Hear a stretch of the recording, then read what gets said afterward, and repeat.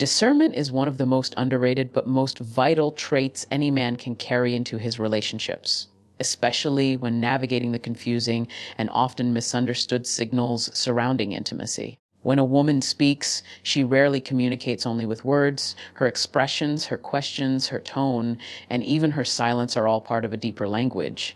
And without discernment, many men make the mistake of hearing what they want, not what is truly being said. Discernment is not suspicion. It is not about being paranoid or constantly second-guessing someone's intentions. Rather, it is the ability to look past surface, level appearances, and tune into the spirit and the heart behind a message. It's the difference between reacting emotionally and responding wisely. When a woman makes a statement that seems to suggest closeness or even physical intimacy, a man without discernment may immediately interpret it as a green light. But a man with spiritual awareness understands that not every invitation is literal, and not every literal invitation is healthy. Some things are said out of loneliness, some out of pressure, some out of a deep longing to feel seen. Discernment helps you recognize whether her words are rooted in emotional connection, spiritual depth, or simply vulnerability masked as desire. This is where wisdom becomes necessary, because not every conversation is a doorway you should walk through. Sometimes what she really wants is emotional safety, but what she says sounds like physical availability. If you lack discernment, you might move too quickly, cross boundaries too soon, and later discover that what was offered in a moment of weakness becomes a source of regret, her guilt, the damage to something that could have been meaningful. True discernment also requires patience. It teaches you to pause before responding.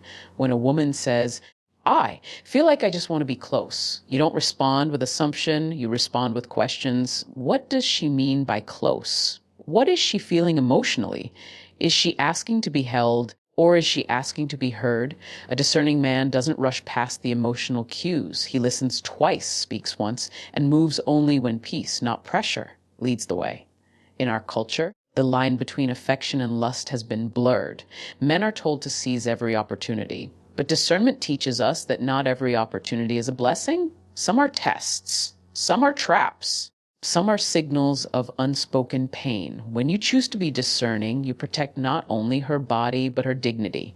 You protect the future of the relationship. You even protect your own spiritual standing by refusing to act outside of what is right. Discernment also helps you see the bigger picture. It reminds you that physical intimacy, if pursued without emotional maturity and spiritual alignment, becomes a source of confusion. You may think you've moved forward in closeness, when in reality, you've complicated something that needed time, trust, and clarity. Many men have mistaken physical access for relational depth, and months later, they're asking, what happened? The truth is they moved ahead of wisdom. The ability to discern is a gift, but it must be practiced. It grows when you choose to be still before making decisions, when you listen more than you speak, and when you place the other person's emotional well-being above your own desires. It grows when you ask God for insight, not just opportunity. When you filter your responses through love, not lust. If a woman truly wants to offer herself to you in a way that is emotionally and spiritually healthy, it won't begin with pressure or confusion. It will begin with clarity, with emotional peace, and with mutual respect. And the only way you'll recognize that difference is if your heart is trained to discern, not just react. So when she speaks, especially when her words carry emotional weight, slow down, pay attention, don't assume. Ask yourself, what is her heart really saying? Because if you can learn to discern, you won't just protect her, you'll honor her. And in doing so, you'll also honor the kind of man you were always meant to be. Emotional and spiritual readiness matters far more than many realize in today's world of impulsive decisions and surface-level connections. There is a depth to intimacy that reaches beyond the physical, a depth often overlooked when the emotions are high and the moment feels charged. But if you don't pause to evaluate emotional and spiritual readiness, you risk entering into something prematurely without the maturity, trust, or foundation to sustain it. And what begins as closeness can quickly unravel into confusion, distance, or even regret. A woman's desire to be physically intimate is rarely just about attraction. Often, it is connected to her emotional sense of safety and her spiritual alignment with the person she's with. She is not only asking if she desires you, but more importantly, if she can trust you. If she opens herself, will you still see her the same way? Will you protect her emotionally the morning after? Will you continue to lead her with respect, or will things change once you've crossed that threshold? This is why emotional readiness is so crucial. A woman may feel emotionally vulnerable, perhaps because of past heartbreak, present insecurity, or even a longing for closeness that stems from a deep place of loneliness. In such a moment, she might offer physical intimacy as a way to feel emotionally validated. But if her heart is not truly ready, if she hasn't been given the space to process her feelings, understand her value, and feel respected, you may unknowingly enter into a space that leaves her feeling more broken than connected. It's your responsibility as a man who values integrity to recognize when a moment is driven more by emotional need than genuine connection. To ask yourself, are we both in a place where this level of intimacy will build us, not break us? Because physical connection without emotional stability often leads to misunderstandings. One person may interpret it as love, while the other sees it as a moment. That gap can lead to hurt, anger, resentment, and disillusionment, not because the feelings weren't real, but because the timing wasn't right. But emotional readiness is only half the equation. There's also spiritual readiness, which is often neglected. Physical intimacy carries spiritual implications. The two become one, not just in body, but in soul. There's a bond formed that cannot be undone easily. And when we ignore that truth, we invite spiritual disconnection, conflict within our hearts, within the relationship, and often within our walk with God. Before two people share that level of closeness, they must ask, are we aligned spiritually? Do we share the same values, vision, and understanding of love? If not, physical intimacy may feel good for a moment, but it will create spiritual friction that eventually manifests as relational instability. Love cannot flourish where the soul is unsettled. Some may argue that waiting for perfect emotional and spiritual conditions is unrealistic. But the point is not perfection, it's awareness. It's about making decisions from a place of maturity rather than momentary emotion. It's about choosing what is wise, not just what is wanted. When a woman is emotionally and spiritually ready, her expression of intimacy is not just physical, it is peaceful, respectful, secure. And when a man is equally ready, he leads with patience, intention, and clarity. In contrast, when emotional and spiritual readiness are missing, the connection feels rushed. There's confusion afterward. Questions linger. Doubts grow, and what was supposed to feel intimate begins to feel intrusive. That's not because either person had bad intentions. It's because the foundation wasn't solid enough to carry the weight of what intimacy truly means. So, before anything physical happens, it's essential to check the emotional temperature of the relationship. Is there trust, there consistency? Is there emotional honesty? And even more deeply, what is the spiritual tone? Do you pray together? You talk about values, purpose, and direction. If the answers are unclear, then intimacy should wait, because what you build today will either support your future or silently sabotage it. In the end, readiness is love in its highest form. It says, I care enough about you to make sure we are both prepared, not just for a moment, but for the meaning behind it. That kind of love doesn't just bring people together. It keeps them together. True connection always speaks before desires do. Before any physical intimacy ever takes place, the emotional and spiritual foundation should already be present, strong, and clearly understood by both people involved. Many times, especially in romantic situations, people rush toward physical closeness, assuming it will create a bond or solidify a relationship. But in reality, real intimacy begins far earlier. It begins in conversation, in emotional availability, and in the willingness to be vulnerable without expecting something in return. When a woman feels genuinely safe with a man, she starts to reveal her heart long before she ever reveals her body. She expresses herself in ways that are subtle but deeply meaningful. She'll open up about her fears, her dreams, her doubts. She'll test whether she can trust you, not with her body, but with her thoughts. She'll say things that require emotional attentiveness, not physical reaction. And in those moments, the man who truly listens, who stays present and grounded, is already building a deeper connection than physical intimacy could ever achieve. Many men miss this. They mistake flirtation for permission or silence for consent. But if you look closely, the truth is always revealed in how a woman shares her heart.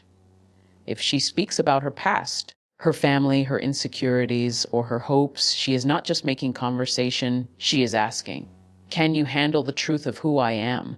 That is the first step toward intimacy, not touch, but truth. Not closeness of the body, but closeness of the soul. Desire is natural. It is human. But when desire speaks louder than emotional connection, the relationship is already out of balance. The danger is not the desire itself, but the timing and context in which it takes over. Without a strong foundation of trust, commitment, and understanding, even the most passionate connection can quickly fade, leaving behind disappointment and confusion. True connection means taking the time to understand what the other person values, fears, and believes. It's knowing how she thinks, how she processes conflict, how she reacts when she's overwhelmed. That's the kind of closeness that sustains a relationship when the feelings of attraction quiet down. That kind of depth is not built in moments of passion. It's built in moments of patience.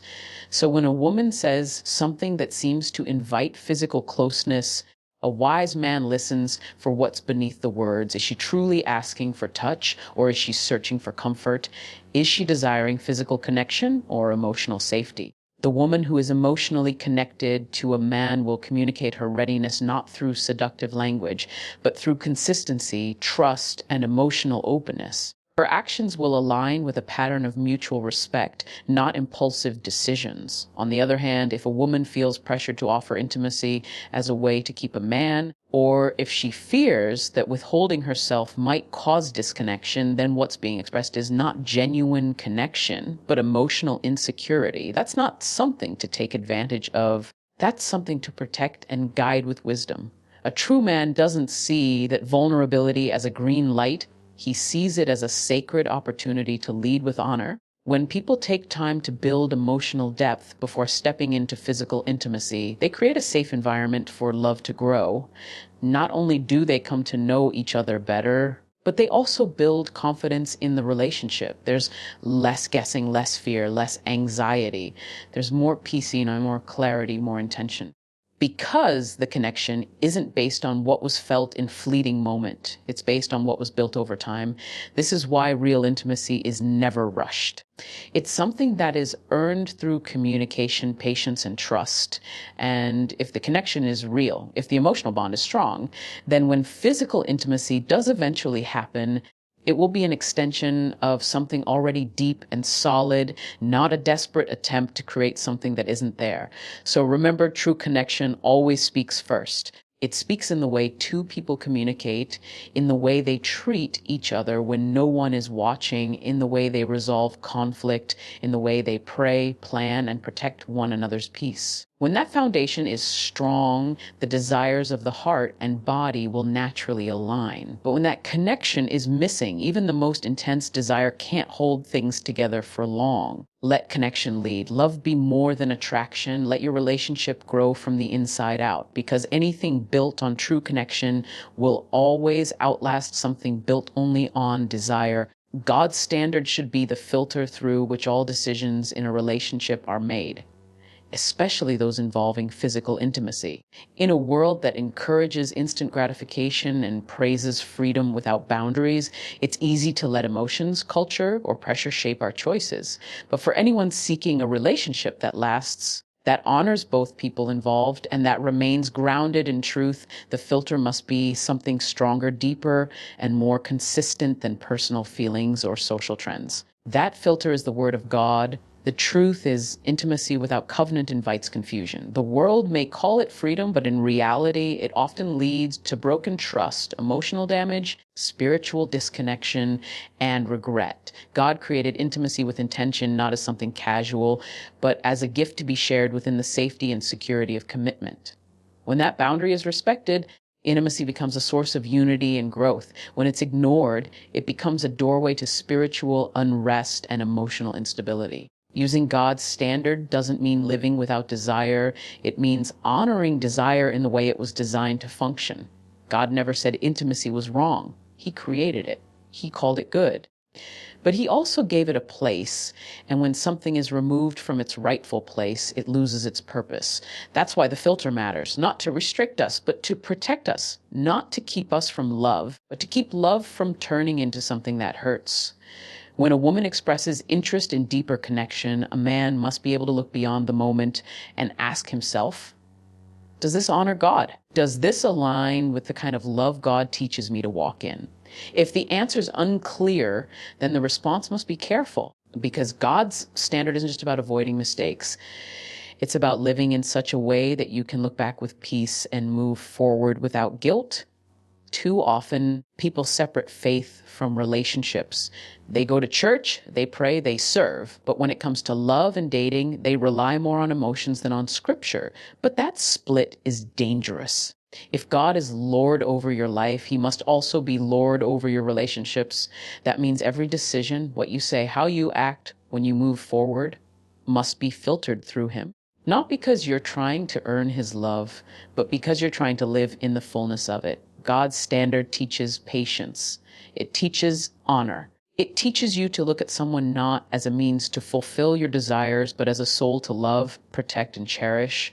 It reminds you that true love is not selfish or rushed, but sacrificial and intentional. That kind of love doesn't pressure someone to give more than they're ready to offer. It doesn't take advantage of emotional vulnerability. It waits. It communicates. It values peace over pleasure and future over feelings. Sometimes the heart is not knowing what to do, but having the courage to do it. It might feel easier to go with the flow, to give in when the moment is right, or to say yes because saying no feels like rejection. But when you let God's truth lead, you learn that real strength is found in self-control. Real love is revealed in restraint, and real peace is the fruit of obedience. You don't have to guess your way through love. You have a guide. Scripture is full of wisdom on how to treat others, how to guard your heart, how to love with purity, and how to walk in relationships that reflect God's character.